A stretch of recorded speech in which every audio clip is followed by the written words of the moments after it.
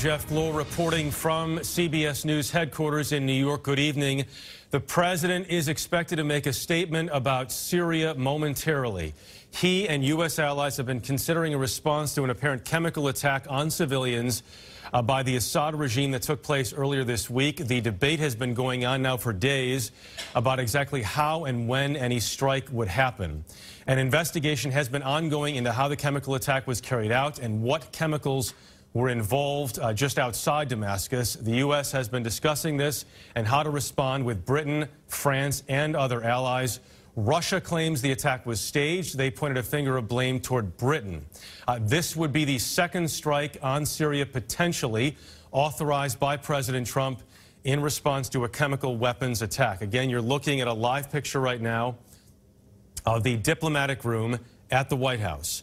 According to our David Martin, the challenge in this strike, if one happens, is to hit Syrian targets and not Russian forces, which could dramatically escalate the conflict in Syria. Syria has been, as far as we know, dispersing forces and equipment, large portions of which may have been brought to the airport in Damascus, which has taken place in the past, which likely would not be targeted to avoid civilian casualties. This evening, the vice president, who is in Lima, Peru, at the Summit of the Americas, rushed back to his hotel just a short time ago in advance of this anticipated action.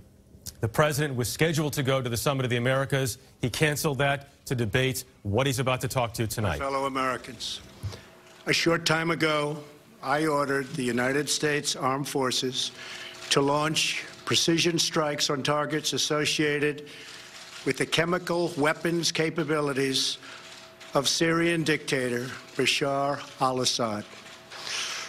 A combined operation with the armed forces of France and the United Kingdom is now underway. We thank them both. Tonight, I want to speak with you about why we have taken this action. 1 year ago, Assad launched a savage chemical weapons attack against his own innocent people. The United States responded with 58 missile strikes that destroyed 20% of the Syrian Air Force. Last Saturday, the Assad regime again deployed chemical weapons to slaughter innocent civilians, this time in the town of Douma, near the Syrian capital of Damascus. This massacre was a significant escalation in a pattern of chemical weapons use by that very terrible regime. The evil and the despicable attack left mothers and fathers, infants and children thrashing in pain and gasping for air. These are not the actions of a man. They are crimes of a monster instead. Following the horrors of World War I a century ago, civilized nations joined together to ban chemical warfare. Chemical weapons are uniquely dangerous, not only because they inflict gruesome suffering, but because even small amounts can unleash widespread devastation. The purpose of our actions tonight is to establish a strong deterrent against the production, spread, and use of chemical weapons. Establishing this deterrent is a vital national security interest of the United States. The combined American, British, and French response to these atrocities will integrate all instruments of our national power, military, economic, and diplomatic. We are prepared to sustain this response until the Syrian regime stops its use of prohibited chemical agents. I also have a message tonight for the two governments most responsible for supporting, equipping, and financing the criminal Assad regime. To Iran and to Russia, I ask, what kind of a nation wants to be associated with the mass murder of innocent men, women, and children? The nations of the world can be judged by the friends they keep. No nation can succeed in the long run by promoting rogue states, brutal tyrants, and murderous dictators. In 2013, President Putin and his government promised the world that they would guarantee the elimination of Syria's chemical weapons. Assad's recent attack and today's response are the direct result of Russia's failure to keep that promise. Russia must decide if it will continue down this dark path or if it will join with civilized nations as a force for stability and peace. Hopefully someday we'll get along with Russia and maybe even Iran, but maybe not. I will say this, the United States has a lot to offer. With the greatest and most powerful economy in the history of the world. In Syria, the United States, with but a small force being used to eliminate what is left of ISIS, is doing what is necessary to protect the American people.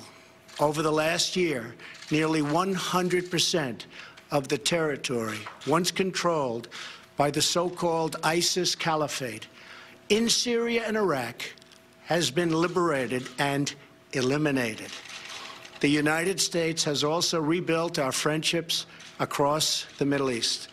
We have asked our partners to take greater responsibility for securing their home region, including contributing large amounts of money for the resources, equipment, and all of the anti-ISIS effort.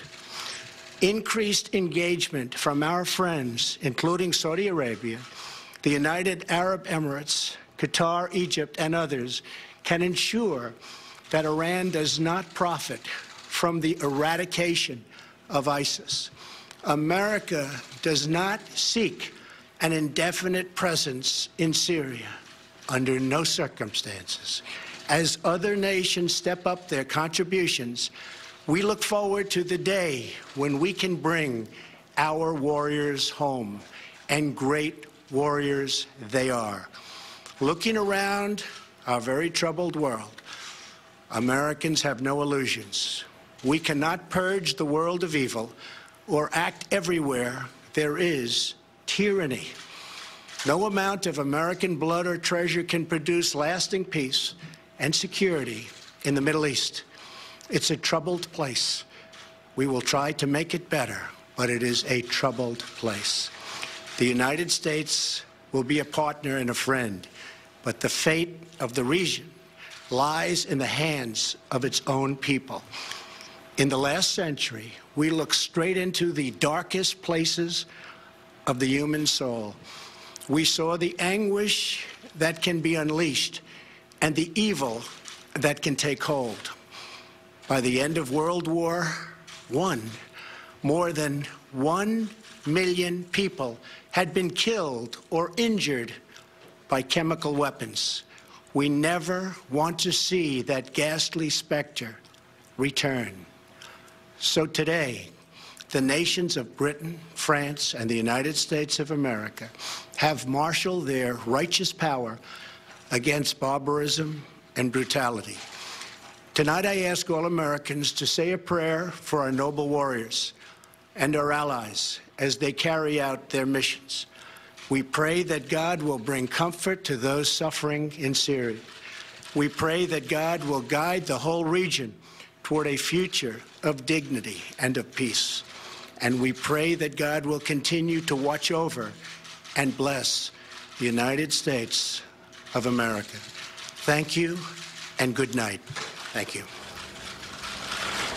The President addresses the nation this evening, announcing that precision strikes have been ordered in Syria in response to chemical attacks from the Assad regime. These strikes have been ordered in conjunction with France and Great Britain. The President called Bashar al-Assad evil and despicable, said this will continue until the chemical attacks stop. He also directly challenged both Russia and Iran. David Martin is at the Pentagon, has been reporting on what these strikes would entail all week. David, what did you make of what the President said? Well, Jeff, he told us a specific type of target that these precision strikes were going after, which are Syria's chemical weapons capabilities. Now, that could be everything from the aircraft that drop chemical weapons to the headquarters that control the forces that drop the chemical weapons. It probably does not include the weapons themselves, because if you strike a place where the weapons are stored, you risk setting off a plume that can spread those fumes over innocent people.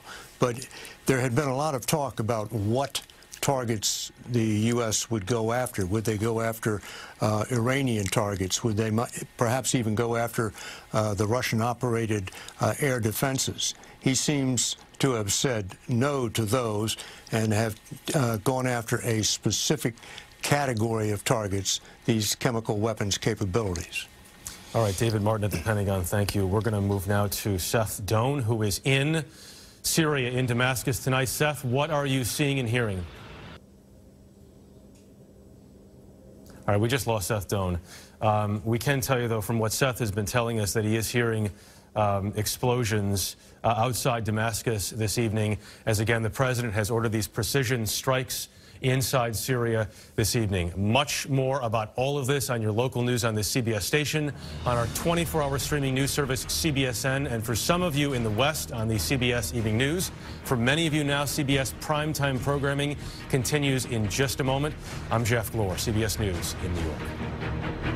For news 24 hours a day, go to cbsnews.com.